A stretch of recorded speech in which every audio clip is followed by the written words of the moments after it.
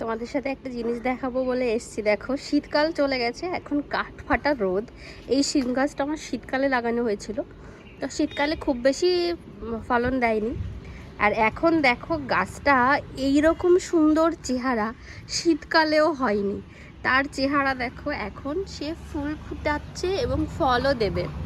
Already এখানে হয়তো ফল ধরে গেছে, আমি দেখতে পাচ্ছি না। আর যেহেতু গাছটা না, মানে যেহেতু কালকে রাত্রেবেলা অনেক ঝড় হয়েছে, সেজন্য গাছটা না ঝুলে গেছে।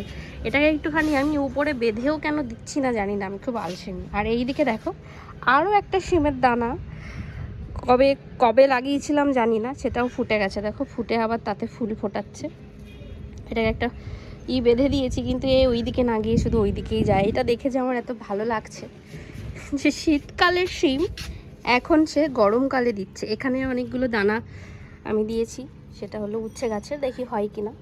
হবে, অবশ্যই হবে। এখানে অনেক দানা ফুটে বেরিয়েছে আমার।